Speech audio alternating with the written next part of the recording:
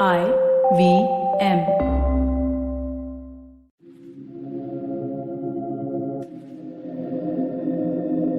This is Audiogyan, and I am your host, Kedar Nimkar. Welcome to a deep dive into the minds of luminaries from the Indian creative world.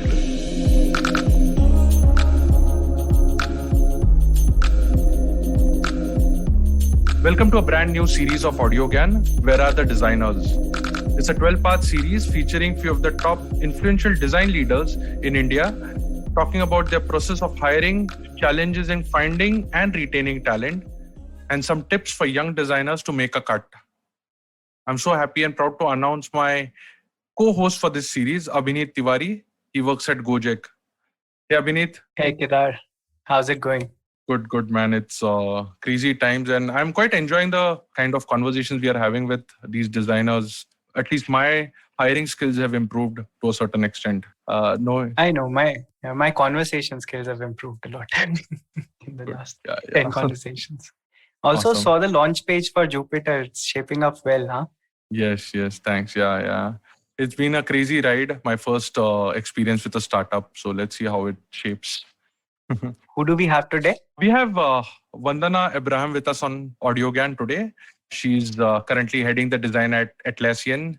Previously, she worked at 247.ai, Cisco, Unimobile. So I'm excited because we have first time a designer who has more than around 20 years of experience in this space.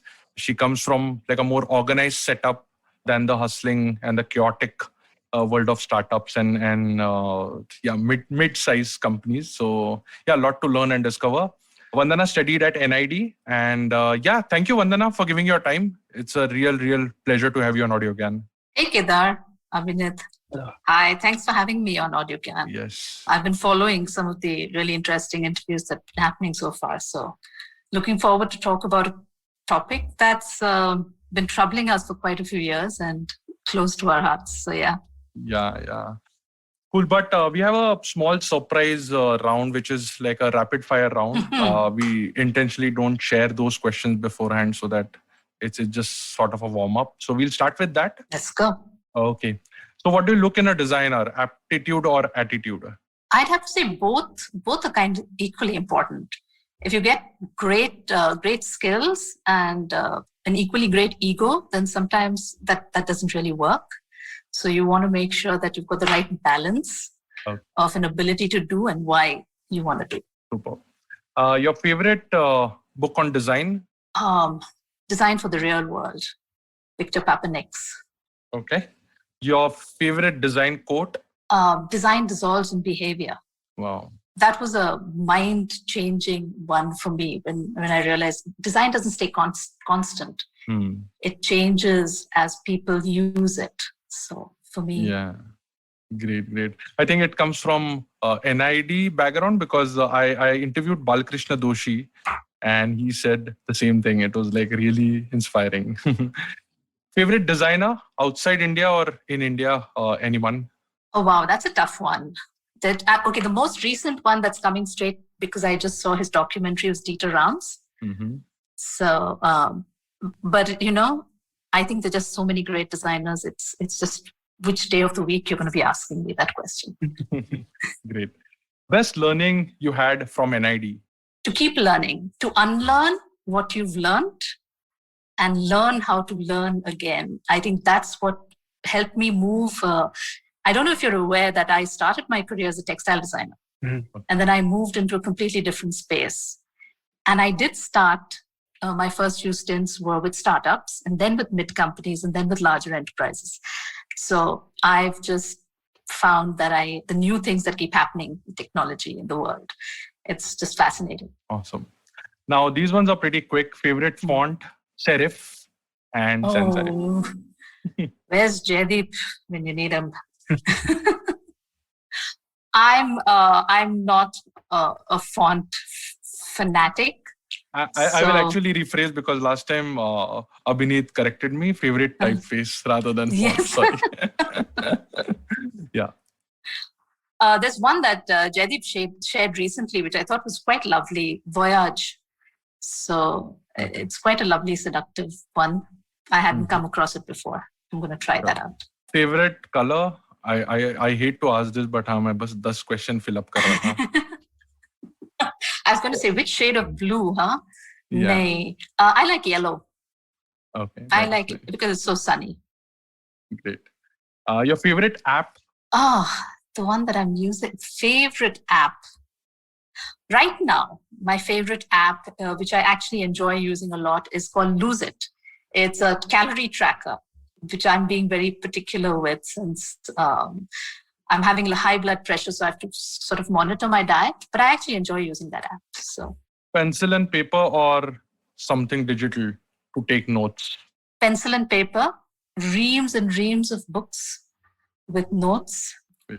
But actually, functionally speaking, I find that the ones that I capture on the digital interface are what endures with me. I keep referencing that again. Yeah. The ones I write in pencil and paper, it's difficult to go back and extract it and make use of it. So, Yeah. Old In habit. fact, yeah. I mean, the reason why I asked is because I was just talking to one friend of mine, and like they were just taking notes on pen and paper, as in like with analog way. And I said, hey, like these days I've started thinking on notepad also. Like it's so like after like 10, 15 years of like constant usage, I think it changes patterns. Yeah. I actually started using the Apple Pencil and sketchnoting. Yep. And I find that works better than notes because I'm able to take my thoughts and make a structure and kind of give it relationships and context, which I can't do just with words. Yeah, true. And it's better than pen and Infinite paper. canvas. Yes, absolutely. So Cool. Last one. Like we can see some sewing machine type in the background. What is it? Hand loom or something? Yeah, that's a loom. That's a small sample loom. Okay. Which is a remnant from my past, and maybe it's part of my future. So Wow, I like actually doing some physical craft and creation with my hands. So that's there. Okay, great. I remember the second last or the third last of the last season was with Sujata Keshavan, and she has moved from NID, and she's moved from like digital and advertising world to now handloom. So and I think at the age of 45, 50 plus. So yeah. Even Devika Krishnan went into looms also recently from ceramics. And the lure of making something with your hand never goes away, right? Never. And the other thing that's actually stacked up at the back is Lego, because I just love the concept of these infinitely reusable units that you can keep taking apart and then putting back together. So great. That's another passion. Awesome. I think that were few of the questions for the rapid fire round. I know it's not like greatly hosted like a professional host ki fatafat question kar rahe वैसा नहीं है, but yeah, whatever. This is great. No, I was saying this is very comfortable and great. Yeah. Sometimes it's too formal, means ki maza nahi aata. You have to like it's uncomfortable taking pauses and thinking when people go too fast. No. Yeah, and then it's like many sahi bola tha ki kya? Though of course some of those, the first thing that was in my mind came out. Cool. So let's kick this off. So to start the conversation, Vandana, could you take us back a few years to probably the first time that you had to make a hire? I know right before we started recording, you were saying you've been doing it for a really long time. So if you could take us back to that time, where were you and how did you go about it? Maybe even who was your first hire? It's a great question. So I've got to go back 18 years. I think my first hire was in 2003. I remember that really clearly. It was with a company called July Systems, one of my first startups. And my first hire was a designer, Jaideep Sikdar. I wonder if Jaideep's going to be listening. He's still in the design space. He's a senior design leader himself now. It was my first stint as manager for marketing for brand. I think I was leading brand, Marcom and brand design at that time. And things, 18 years ago, things were very different to hiring today. Sure. Right? You put an ad in the paper, said you're hiring for multiple different positions. And then you just started meeting all the people who came into your office and having conversations with them. There were no panels. There was, I operated a lot on the kind of work that we wanted to do, which was print publication and design for it. I met this guy and he was the third person I met. He'd got some experience working in the Middle East, and it was a hire call after that first interview. That was it. It was like, come on board, and he could join, which was the other amazing thing. He could join in 3 weeks, I believe. So I'm just trying to think, when was the last time I had someone join in 3 weeks? It was definitely not in India. Sure.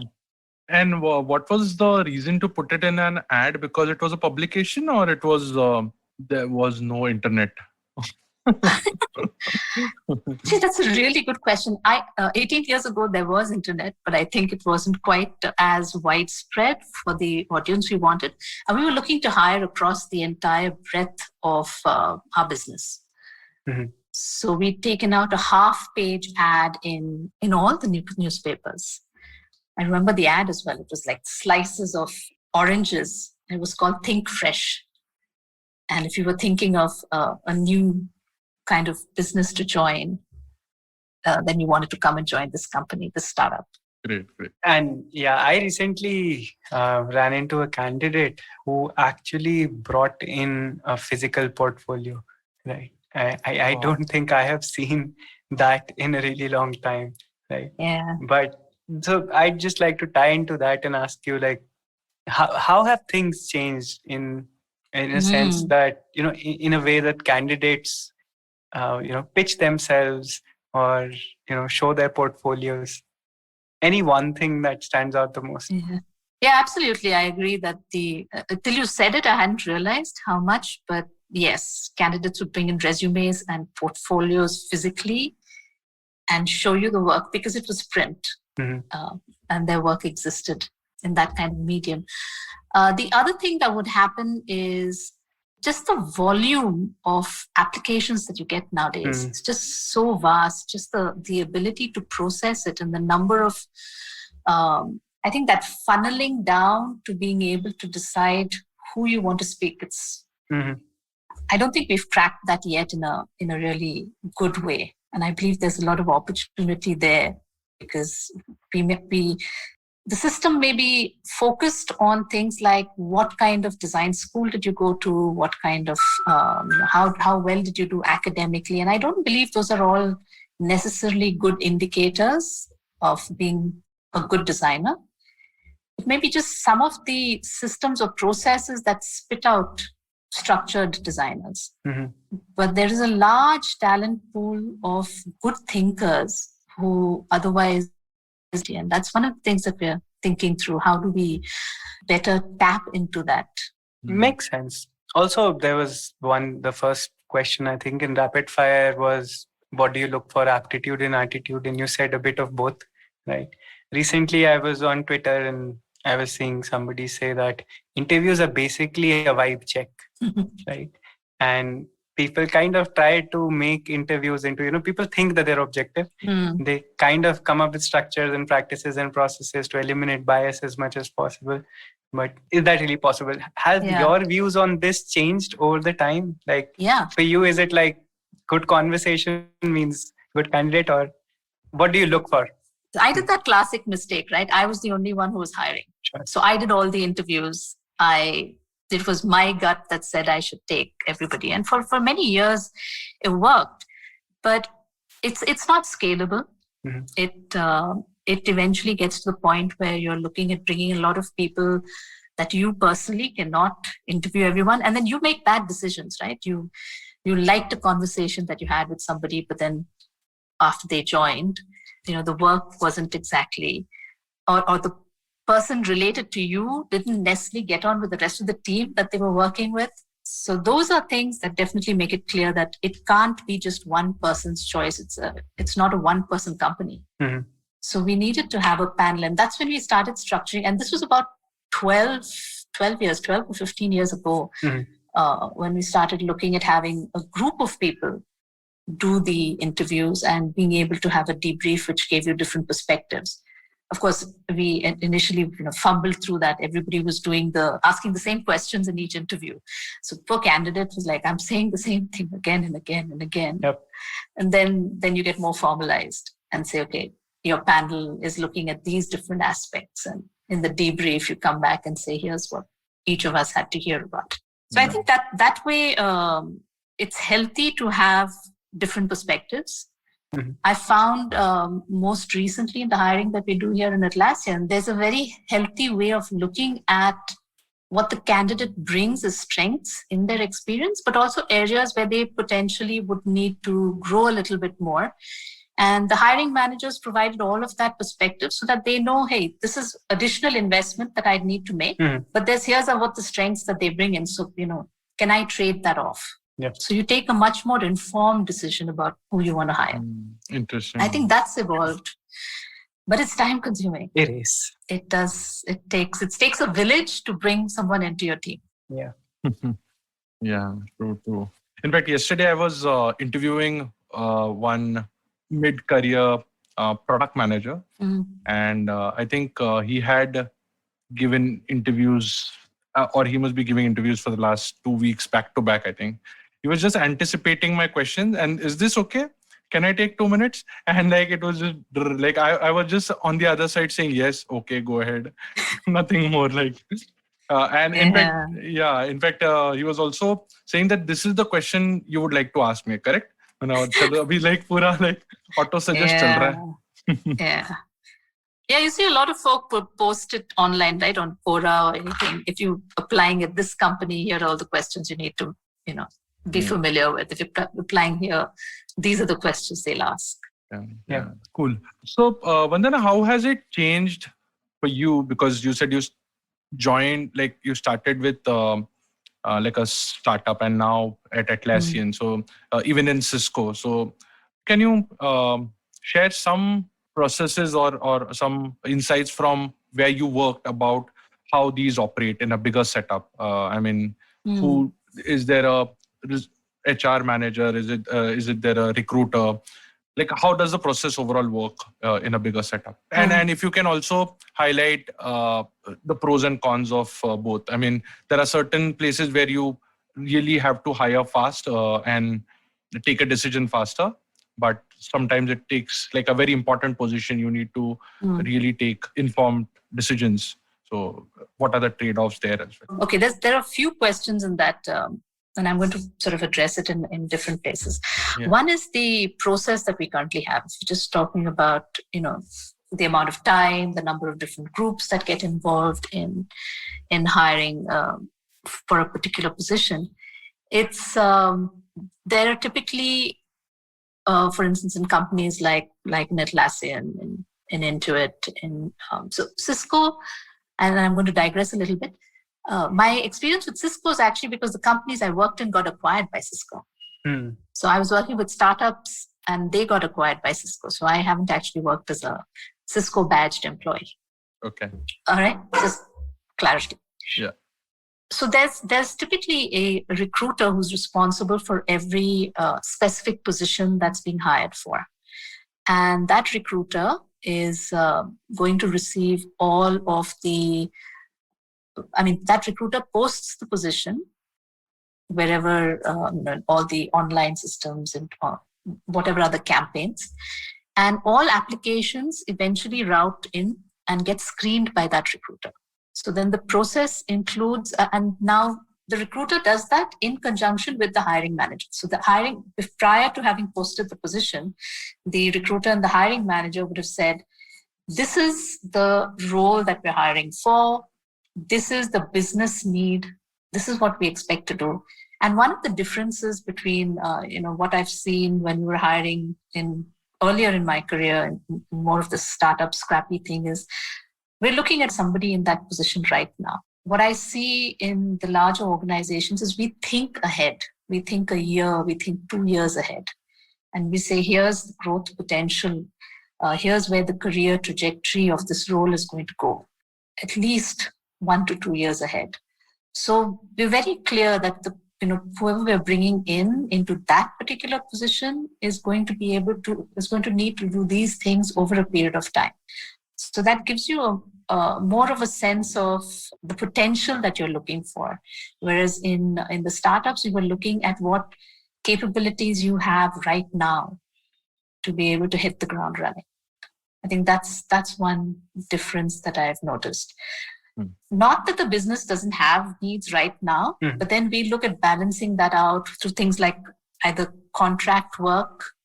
So we have someone come in for a short period of time to do a particular project. Being a global company, we're also able to move work to teams in other locations. So we have some flexibility there. If we don't get exactly the right attitude, aptitude, and value fit that we're looking for, we look at how the work can get done in other means, but we don't look at, taking a call on someone who's not meeting those requirements that we have. Okay. Right. So then coming back to the process, you do the screening, then we have a panel, which is first there's a hiring discussion. With the hiring manager, there's an initial screen. So then the manager looks into in the discussion, understands what's the general cultural nuances that the person would be bringing in, what kind of experience they bring in. And then you have 3 to 4 different discussions, which include a portfolio deep dive. There'll be a design exercise. They meet with cross-functional peers they'd be working with. And then you get the debrief after that. Do you want me to dig into any of the specifics of these? You can go deeper. I think this is broad enough. We'll get into depths later in the conversation anyways. Yeah. Sure. And second part of the question was like any trade-offs you have seen in this much more organized way? I'm sure there must be something. Yeah. So one of the things that does happen is time. It takes its time. So if you're looking at some work or project or something that needs to move ahead in the next 1 or 2 months, then that's not going to happen with this hire, with the position that you've got open right now. So you're going to have to look for other options to be able to get the work done. The second one is sometimes it doesn't happen in those 2 months. It'll go beyond a quarter as well, especially for some of the senior positions. I think both of you all are well aware that mid to senior level talent pool is really small. So it takes us a long time to hire, to fill those positions. I wanted to sneak in same question that Kedar had asked from a slightly different perspective. I talk to a lot of young designers and I see a lot of them have this question that I'm just at the start of my career, and should I decide to, go for a startup? Should I decide to go for a bigger company? Right. And there's a lot of advice floating around also, right? So what is a young designer's trade-off in your opinion? Like, if there is one? It's actually fascinating. Same question, neighbor of mine. Nowadays, you meet a lot of kids who are studying design. Yes. So I get to have that conversation very often. The trade-offs there, I think that is for them is, do I follow the cause that I want to work with? Or should I work with a bigger company and hone my skills before I do that? So that's a slightly different nuance to what you just said. Sure. In all of those cases, in all those questions, what I've believed is that in the beginning of your career, you have to practice and get your skills actually honed. Sure. I think that building that muscle memory, getting the right muscles to be working is actually the first thing that you need to develop. How you choose to use your muscles after that is your choice. But if you do it the other way, then you the skill muscle of design, whichever is the area you want to specialize in, it's much more difficult to learn that later. Sure. So I always usually say at least those first few years in your career that you're going to build some skills, those are the skills you're going to remember 10, 15 years later. So Yeah, that's fascinating because kind of makes me think of how in our schools we always sort of resent why we are being taught all these things at the same time. And we get told that, hey, you have to study all these things so that you know that these are the ones that you hate. And these are the ones where you're strong at. And, makes a lot of sense. Yeah. Kedar, do you have a follow-up? No, actually, before you jump into the skills wala question, I have one I don't know whether the question has any sense, but in larger organizations, typically engineers are hired, and also there's a concept called as bench, right? You like TCS and a lot of other places have them, right? Do you think designers will ever have bench kind of a model because of the scarcity, or does it happen because of your hiring practices? It's okay. I need to think a little bit about this one. Okay, so there's few thoughts that are sort of roaming around in my head with this. One is that the concept of the bench, right, is done when so a lot of services organizations that we speak about that run a bench is because they have a project today. They may not have a project tomorrow, but the project can come day after, and that's money that they'll not be able to accept if they don't have people to fill it. So the business requires a workforce to be available. So they're willing, you can balance your cost there between saying, I'm going to invest in bench, and then it becomes a question of, are design services in high demand, in which case then there's a rationale for me to keep designers on bench and available, because I'll always be able to charge a premium. I always know that work will be available. But if you look at other organizations that don't work in that kind of a model, when you're investing in your own R&D, then you're constantly looking at saying, hey, I'm going to invest this amount of money to be able to build or address this kind of a problem, and I need these many people. So there isn't a concept of a bench there. Yeah, I completely actually missed that part, service versus product. I'm just too much into the problem, I think. So before we jump next, let's take a quick break.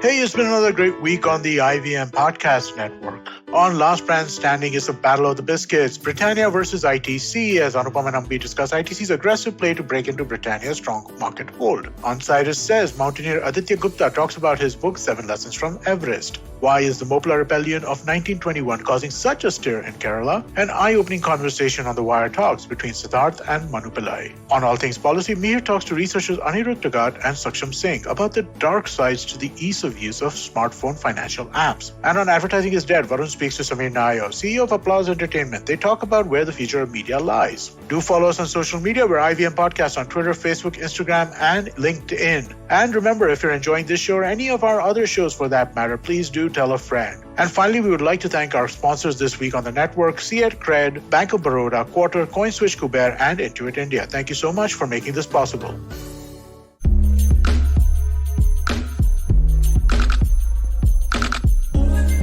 And welcome back to the show.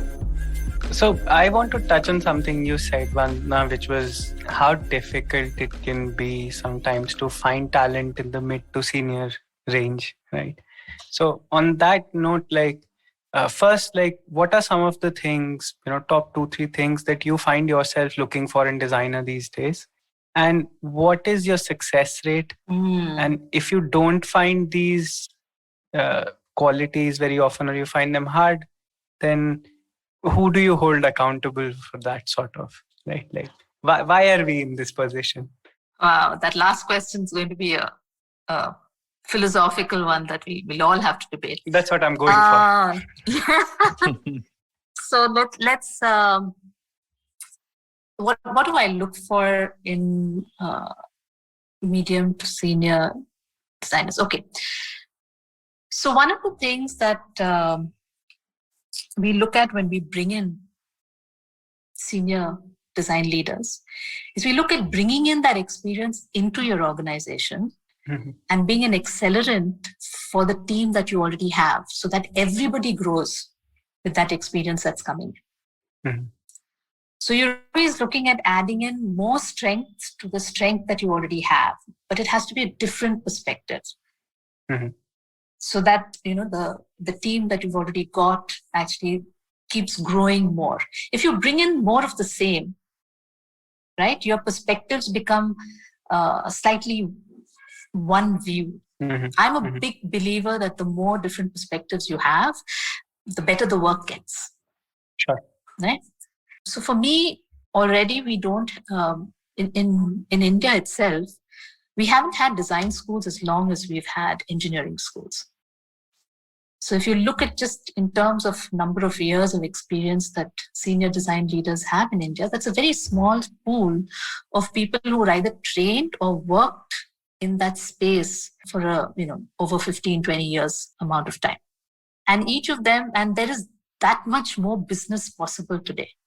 So there's definitely a shortage of that kind of talent in that space.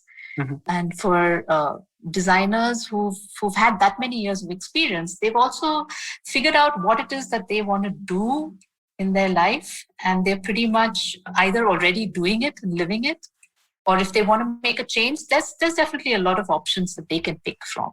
So I'd say it's actually more about a design leaders market right now than for people who are trying to get them. Sure. It also touches a little bit on where do I think the problem is. I don't believe we'll have quite the same problem in another 20 years. Mm-hmm. Because I think we have a lot more design awareness. We have a lot more, just the access to design and good design that people have in things that they see, right? In applications, in products, in schools. All of that is definitely much more prevalent and much more widespread than it was 20 years ago. So I believe that in the next 20 years, there's going to be a lot more talent available. I think it might be a point in time that we're facing this problem. Sure. I do find it very interesting these days, and sometimes I'm scared as well when I see some of the numbers floating around, how many designers we need and we will need. Somebody says 10,000 designers a year. Somebody says 20,000 designers a year. So yeah, thanks for the glass half full perspective there. I actually did the modeling for that. Oh, nice. I think there was something like 300 designers a year. Formally trained designers graduating were between 300 to 500 a year about 25 years ago. Mm-hmm. Right? Just 300? Okay. Yeah, just that many, 300-400. And if you look at the number of them who continued on to work in India versus who left the country and worked outside, mm-hmm. there was a substantial amount of brain drain also that happened then. Mm-hmm. Today, if you look at the numbers, I think 27,000 designers graduate across different design schools across India. Sure. It's a much larger number. But when you compare that to, I think, 30,000 engineering colleges mm-hmm. in India and multiply that with number of students graduating from there, mm-hmm. I think the ratio is still not quite the same, sure. But there's definitely more of a demand and acceptance of it as a career option, as a viable career option for people to choose. So, for sure. And the other thing, sorry, Kedar, I'm going to take a bit of a tangent here. Please. Vandana touched on something I have to ask her. So you were talking about how important it is to have different perspectives, right? Like in a design team. yeah. So I have to ask, like, what change have you seen in organizations and design in particular with regards to diversity? Do you find that, teams are more diverse now than they used to be? Is there anything specific where you're currently, you do there or anywhere you've been in the past to kind of consciously promote a more diverse? Yeah. So one of the things, and first of all, let me speak about choices that I made when I was moving from company to company. Would love to hear, yeah. I wouldn't be very comfortable joining a company which had maybe an all-male management team. Mm-hmm. Because my question was, why isn't that focus actually, why isn't that shift happening? And if the company didn't have either a plan or an action plan to address that, if they weren't actively working towards it, then it was not important to them that there was diverse opinions right in the management level. Sure. So for me, that was a choice I was making when I was interviewing or looking to join any other company, apart from, what is the vision, how do they actually manage things? It's just the environment that I'd be working in. What was that going to be like? So I believe it's a very important decision when people choose to come to work in an environment that they see, if not just people like themselves, but they see a variety of other different people there to tell them that there is also a place for them. I think that's really, really important. Sure. So as much as possible, we push, and that's something we've been doing. I think most of the companies nowadays you see doing that. Atlassian in particular pushes very strongly to ensure that you have diversity of race, of gender, of orientation, on whatever axes that people choose to differentiate themselves, that they are able to see someone like them in the company, constantly being represented at all levels of the organization and having a voice. So I think that becomes really important. And interestingly, a lot of our policies and processes have also shifted to remove bias in the system. Mm-hmm. So, small things like appraisal, your review process, right? Your annual performance review. The typical one is, you write your own review and then you give it to your manager, and the manager looks at it and then puts the comments, and that's it. So Atlassian, to remove that bias, they had the system which said the manager does a review at the same time and the individual does a review at the same time. And then they look at each other's reviews. Mm-hmm. Because there shouldn't be any bias in what's being done. It shouldn't be recency or anything. You're giving feedback regularly like this. Yep. And if there is a disconnect, then that is a flag that your manager and the report are not in sync on the feedback. Sure. So I think a lot of those processes are looking at systematically weeding out biases that could be, preventing people being treated equally, regardless where they come from. Very interesting. Makes sense. Yeah. Yeah, it isn't enough to just say, hey, let's bring in people from all kinds of backgrounds into your company. Mm-hmm. If you don't have an environment which will accept them and let them be themselves, they're not going to stay. Nobody's going to stay. Yep. If anything, that might make the situation worse. Yes, exactly. So a good small one is, just ask everyone in your company, can you be yourself at work? Mm-hmm. Are you your whole self? Are you bringing your whole self here? Mm-hmm. Or are you trying to fit into some image that the business wants you to fit into? Mm-hmm. And this is specifically for design, or you're talking across the board? This is across the board. Mm-hmm. Do you think in any way it's more important for design? See, it's important, baseline important for sure. Right? Anything about the profession which makes it more important? So while we were studying in college, we used to question every rule that came. Sure. And as college students, your mantra is ki, if we are cloistered and if we are, if we're given rules and guide, things to work inside, then how can we be creative? How can we be free? How can we, think of the best things? Design thinks best in constraints. Okay, let's accept it. Yep. It actually really, really comes to its fore when you have constraints. So I think that wo wala nahi chalega. No, it's art without constraints, right? Well, that's a whole different debate, right? So in terms of saying should designers be treated differently from anybody else, I actually believe that everybody is creative and solving problems in their own spaces.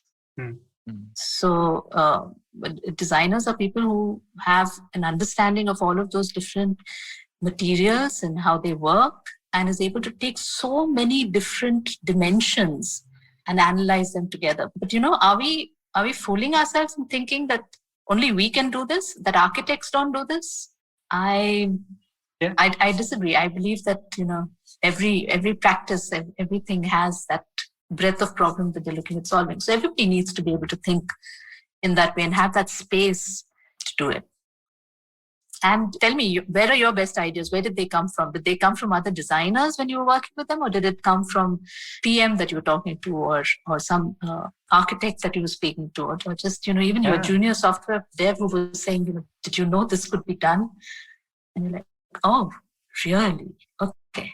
Yeah, the most exciting ones come from different professions, right? Yeah. Like civil engineering, architecture, music. Kedar keeps talking about parallels between music and design all the time. Yeah. So it makes a lot of sense.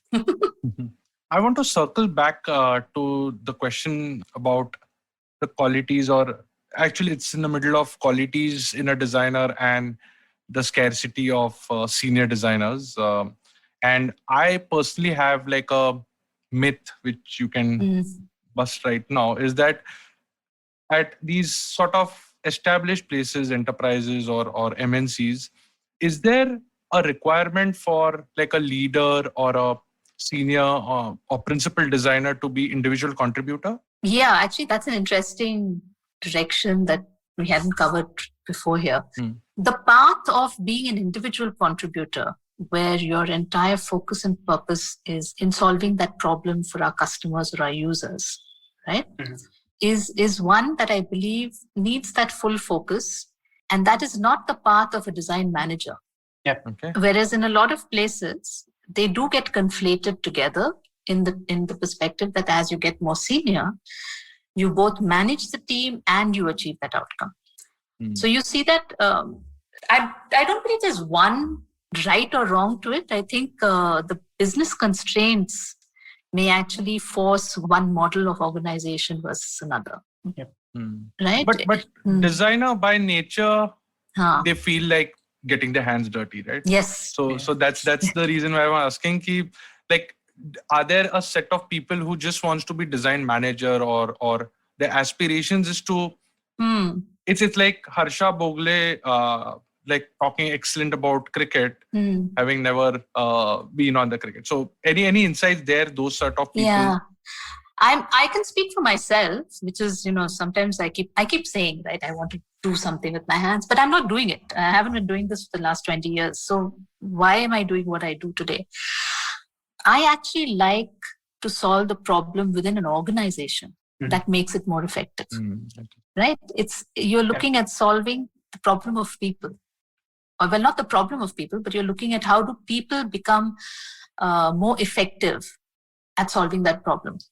So maybe it's a factor of an area where the medium that I work with are actually with processes and people, and helping structure teams and making clear what is the problem space and doing the analysis there. And that's how I work with design. And actually then the teams being able to go and do the design solving themselves is works for me. And I think it's a personal motivation for individual people. For some, it's actually being able to solve that problem, to just get into it and solve it yourself. For some, it's seeing people getting unblocked, which is the thrill.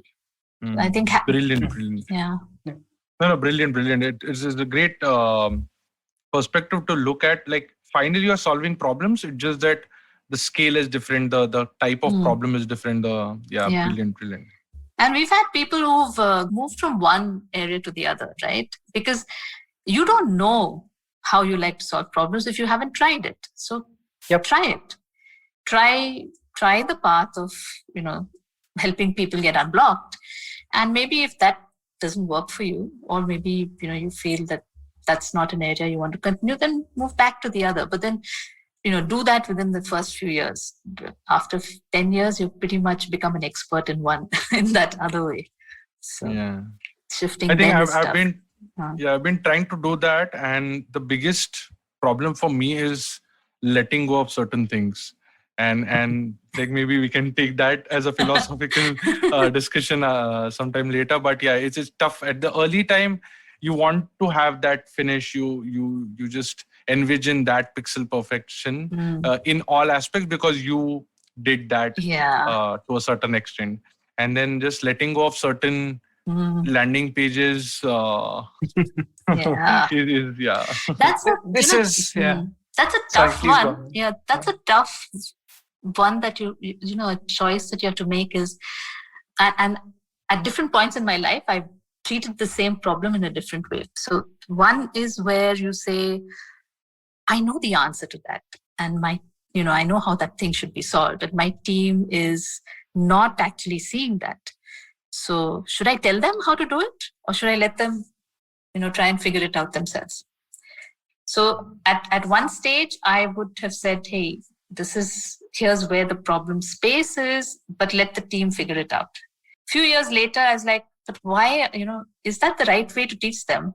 And is it good for the business if you just let them struggle and we take that much longer to solve the problem? So then share what your experience and expertise has shown. But to do it in a way where it's not directive, and as someone had told me, don't hold the pencil in your team's hand and draw with it. You have to let them draw it, whatever it is. But how do you help them see through your experience? I think that's the art of design management. Interesting. And Kedar, this is the problem of all the people in any craft. The number of senior engineers I have had conversations with where they're reminiscing about the days that they used to roll their sleeves up and code, right? Like it's everywhere. Like, I think every craftsperson rues the day that they let go of, hands-on stuff. But at the same time, I think a lot of people realize what Vandana just said. Right. I think it will be exciting to let go if I think it's about the environment also, right? Where you are you pushed with like more exciting problems and more challenging problems, then you can let go of certain things. If the problems are small and solvable quickly, so you really can't let go. Also. It's also the nature of of everything else. If you join a company and you're only one of 7 people in that company, you're the only designer. It doesn't matter whether you got 25 years of experience, whatever. You've got to just do the shit. You've got to do the work. And then you build up the team and you get more folks joining, and then you get them to start doing things and picking up the pieces that they'll own. And Speaking about mentoring, like, what has been your experience with interns or internship in general? I mean, I'm sure for you, it would be like a distant relationship because of the hierarchy or of the nature of layers in between. But anything which you want to share? Because like I've seen like interns also reaching out more towards the B2C companies and just trying 2-3 months gig. In fact, they are testing whether the company is fit for them or not. So, any insight there? So, in Atlassian, we've just been in India now for 3 years. I think we've not even completed 3 years yet. So we've not taken in interns. We'll be taking them in from next year. But in my previous, primarily because it takes a lot of investment to bring in interns. To ensure that interns get the right experience, and you're kind of setting those, you're sowing those right seeds, because then they're going to get into the grad stage, and then they're going to join as a full-time employee. You really want to make your investments properly. In previous organizations, previous companies, interns have been absolutely invaluable for us, because they bring in actually such energy and such an amount of fresh thinking. You're completely new, completely untainted, unbiased, very very idealistic, right? Sure. And they're very, they want to change the world, which also grads want to do, which is great. How do we make sure that gets channeled, that energy gets channeled on the right problems, and not giving them the small problems? We give them the really big problems, the ones that you don't know how to solve. Because they come up with such amazing ideas. So we take interns from multiple functions together, and then have them work like a hackathon and work on things, and they come up with some of the best ideas. So I'm very bullish about interns. Yeah, the outsider's perspective sometimes reveals amazing things, right? They don't know what the constraints are. Exactly. They don't know कि नहीं करना है, ऐसा नहीं करना है, क्यों? They'll come and do. So when you were saying idealistic, I was thinking of another word which is going to piss off certain interns, which is unrealistic. Yeah, definitely. I mean, come on, Kedar. When you were 18 and 19, yeah, obviously. Yeah. You have to be unrealistic. You can't change the world being realistic. Quite frankly, like just let's get clear about that. How many of us are realistic? When were you realistic in your last gig? In your last project, were you being realistic or were you just being idealistic? Yeah, idealistic. You have to do that. That's a classic debate between like a engineer and designer, or engineer and a PM, like a designer and a PM. Yeah. One of the things I used to tell my teams earlier: if you've chosen design, you're going to be unhappy, right? Because you always are thinking of how much better things could be, and you're looking at what things are today, and you'll always see that gap. So just accept that you will live this thing that you have chosen, this path that you've chosen in design is going to constantly have you looking at the stars and thinking ki wahan jana hai. It should be like that, and today it's not like that, and you have to keep making things better. Yeah, I don't remember the person who wrote this line, like Leo Tolstoy. I don't remember exactly, but the line was, what if she says no? And what if she says yes? Yes. So yeah, the yes has like all the dreams in it. Like I have to make a conscious effort to, every time I've gotten feedback that every time you open your mouth, it's a customer problem. Yes. Right? It's like, are there no customer successes? I have to make a conscious effort to find some of those to kind of keep things balanced. Yeah. Makes a lot of sense. Hey, let's take a short break here. Are you looking for finance products and services that can enhance your personal finance experience? Are you looking for a space to talk about your financial product or service? And are you looking for a crisp talk show where the conversation is all about money? Well, your search ends here. Hi, my name is Anupam Gupta and I'm host of the Paisa Paisa podcast, and I invite you for the conversation about your personal finance on each Monday on the IVM podcast app or the website or on any podcast streaming platforms. See you folks.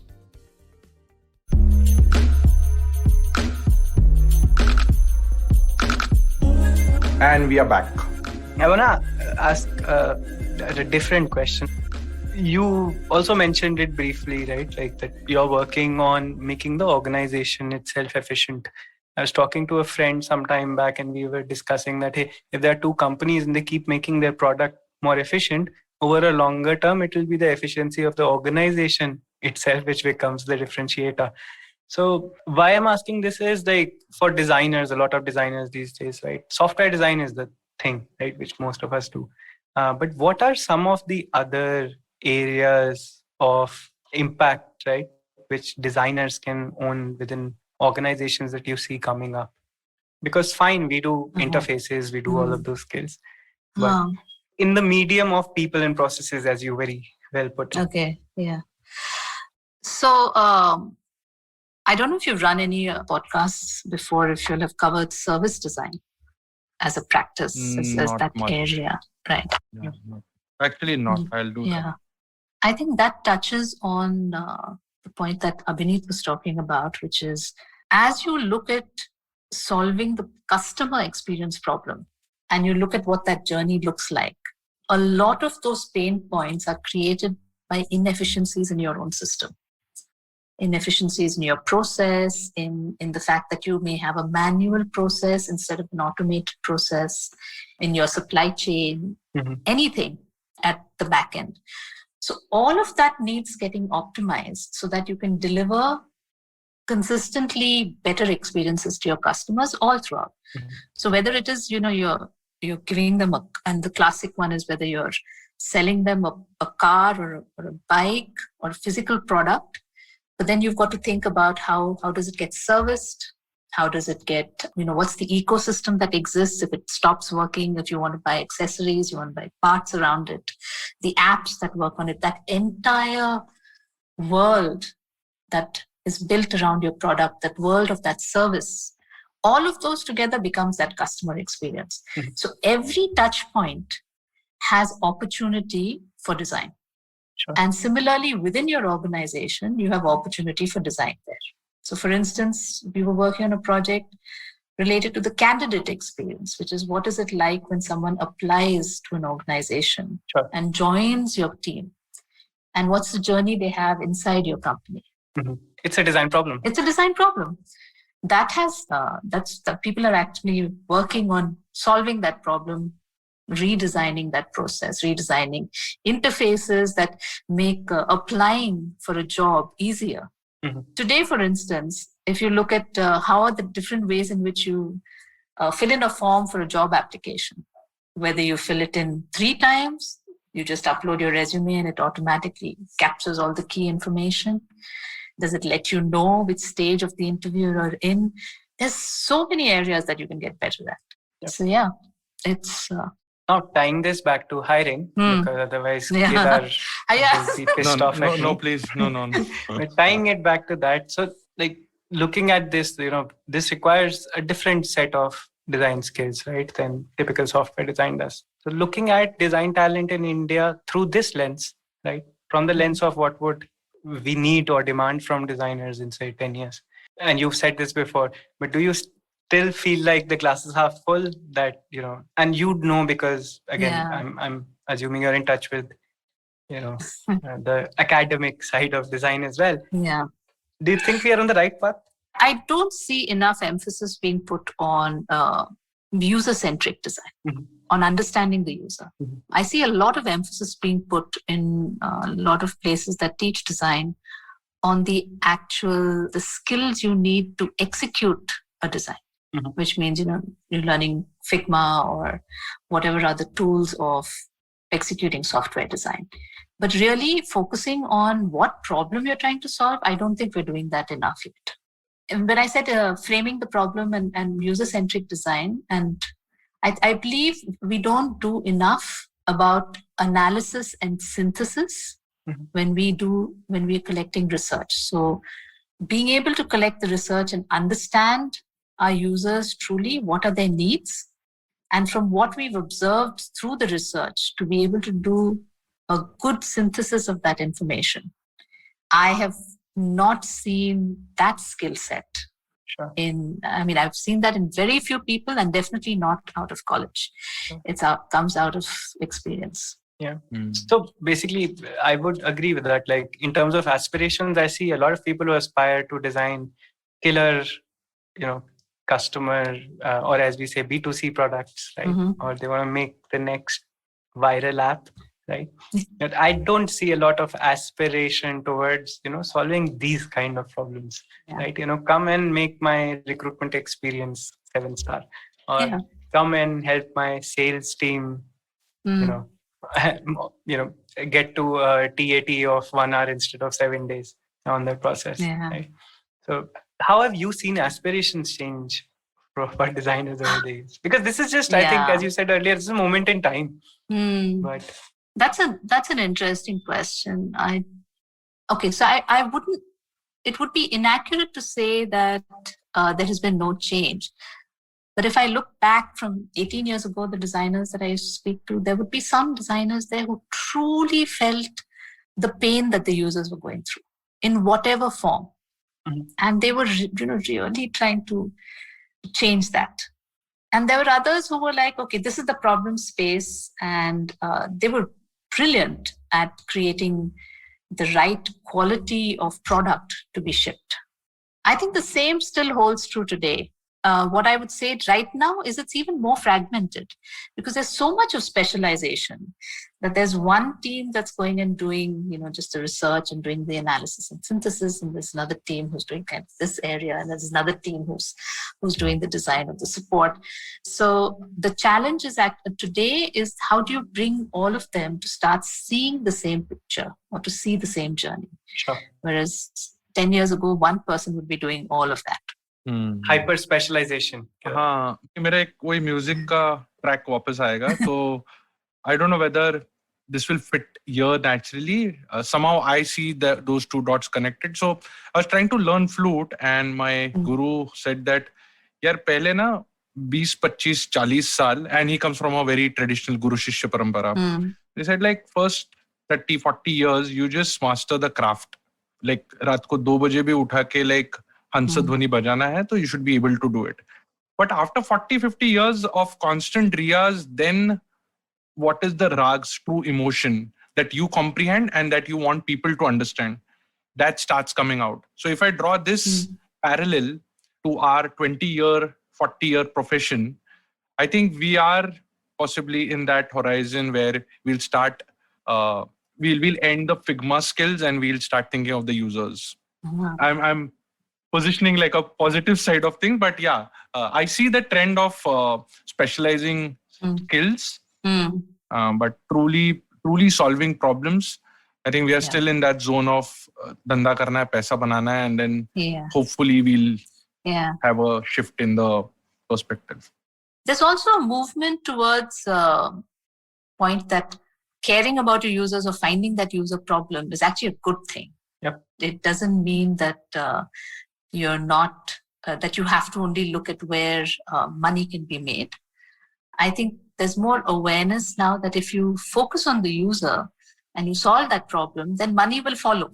And I think that's kind of giving a little bit of impetus to this, because the experience is now becoming the differentiator to so many things. Not becoming, I mean, became. It is. Became. It is. Yeah. Abhinit, do you have anything? Because I have like this last question. Actually, it's the second last question because Vandana spoke about the money part. So we'll conclude there. But before that, you want to just... Nah, I'm good. I think I covered all my threads in between the other threads. Cool. So yeah. So Vandana, this incentives for designers. So we spoke about aspirations, but on the other side, where we are hiring, we have to possibly give the right incentives, set the right culture in the ecosystem itself, right? Design ecosystem of India. You have seen any pattern of struggling to give the right incentives because of the enterprise setup or like a MNC setup? I mean, there are a set of people who just want to work for Microsoft, Atlassian, Apple, and like big corporations in general. And there are certain people who just want to, and designers, not people, just designers who want to make some quick money in like next 3 to 5 years working in a startup. You have seen any patterns, some observations? Let me just speak a little bit about the folk that or the environment we create in Atlassian, because that's been kind of the last 3 years experience that I can speak to. We talked about looking for people with attitude, aptitude, and kind of a values fit with the organization. So for the company, for Atlassian, we're very strongly values driven. So we believe that everybody who joins the company is actually, once you're part of Atlassian, you're driven by the same values. You don't want to screw the customer. You're part of a team that's working together. You drive change that you believe in. So what happens when you bring in people belonging to the same value system is you have to look at incentives that look at the whole person. So it's not just the aspect of the compensation, but it's also things like giving them an opportunity to make a difference in the world. So you have volunteering opportunities. So part of your benefits, if you call it that, is 5 days of leave where you volunteer and you give back to the association. You can be part of non-profit organizations as part of what the company does. So the company has a very strong social charter that it invests in. We look at innovation, where you want, if what's motivating you and what drives you is creating something new, is surfacing new value, then you have time that's available to you through the year to work on innovation projects. If it's going to be something related to your own flexibility of work, because we're talking about so many diverse people coming in from different backgrounds. Some have carer duties, some have young kids, some have older parents that they're looking at, some want to give some of their time, like we said, to charity. You want to work flexibly around that. We provide that option also. So we look at the whole individual and each person's motivations and what do they look for.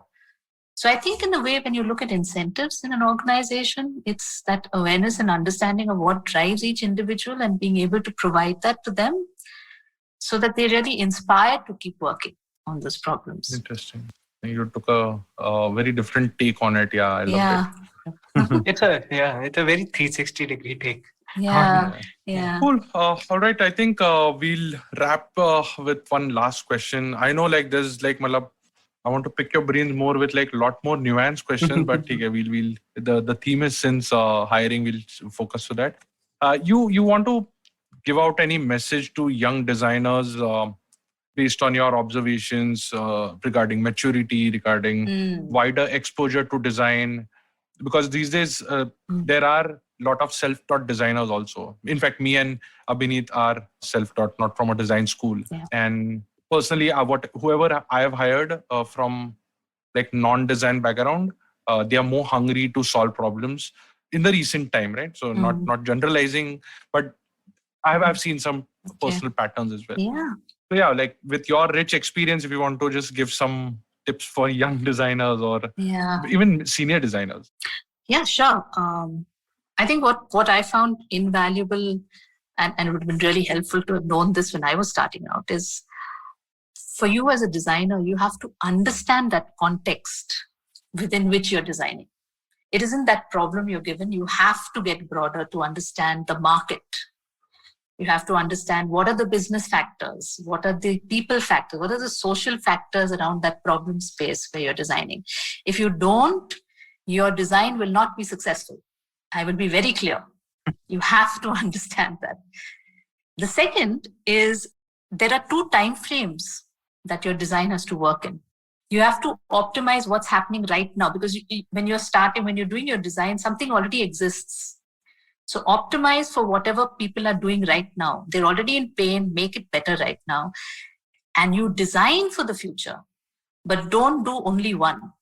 Don't only design for the future and leave your current customer hanging. That is just so unfair to the business, to those people who've already, bought your brand for doing something. So optimize for the present, design for the future. And then I've said know your users, go out, meet them, live those experiences, try everything. If you don't get to understand the breadth of experiences that exist, how can you design for the different kinds of people who are going to be using your products? You have got to know your users. Yeah, and probably the last one is I think you start getting used to being uncomfortable with, different challenges that will come to you with other perspectives, work with other designers. I think this is one thing that may have changed. In my time, people worked very individually. 20 years ago, each designer was an island. But today I see, and I'm very thrilled to see such a lot of collaboration. Designers work much more closely together. They're much more comfortable sharing their ideas. And I think that's a really positive trait. So if you're a young designer who's doing that, great, continue it. If this is my work and my work is good, I think you better start being a little uncomfortable with getting more views because it doesn't matter if your work is good or not. It has to be whether that's better for your users and for your business. So, yeah. Great. In fact, Abhinit talks about comfortable with ambiguity a lot. Yeah, that's my number one thing to look for. Yeah. In fact, you spoke about context, know the user's context. I think I would like to end with one quote by, I don't know how to pronounce his name, Eliel Serenin, and which I've been using in my bits and pieces here and there, which is always design a thing by considering it in the next larger context. So like a chair in a room in a house in an environment in a city plan, and so on and so forth. Yeah. So it gives a much more wider perspective. That's lovely. Yeah. All right. Thanks, Vandana, for giving your time. It was real pleasure and honor talking to you. And thank you for sharing such brilliant insights. Thanks for listening till the end. Currently, I'm heading the design at Jupiter.money and we are hiring at all levels. Visit jupiter.money/careers. You can follow Audiogyan on Instagram at Audiogyan Moments and visit audiogyan.com for more Gyan sessions. You guys want to plug anything? Is Atlassian hiring? I'm sure Abhinit will have like a fumbled one, but yeah. We're constantly hiring. So we've got positions open all the time. Atlassian.com/careers, head to the India site. But now that we've got more work flexible, you can look at positions available in other geographies, which you could do from India if the time zones overlap. Abhinit?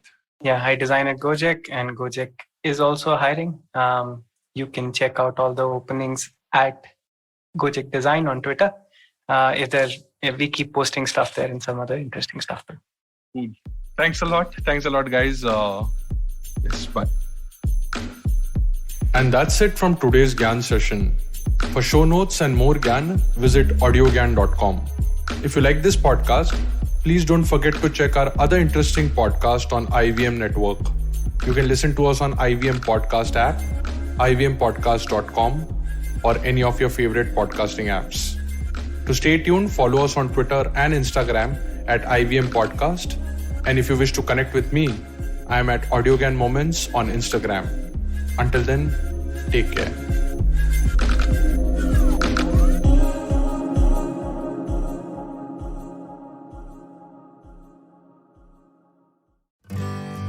Working Monday to Friday glued to your chair making you feel dull? Worry not. Get your 5-minute weekly dose of travel around the world with Postcards from Nowhere. Join me every Thursday as I explore the strange, obscure, and fascinating parts of the world and bring out facets of travel you may not have thought of before. You can find us on the IVM Podcast app, website, or wherever you get your podcast from.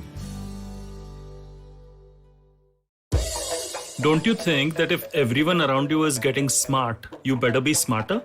Hey there, I'm the traveling professor Siddharth Deshmukh and I'm back with season 2 of my podcast to make you smarter. Smarter with Sid. What's this season's focus about? Well, it's about 10-minute nuggets that will make you stand out at work. It's time to go from smart to smarter. Tune in every Tuesday and Thursday and become smarter with Sid.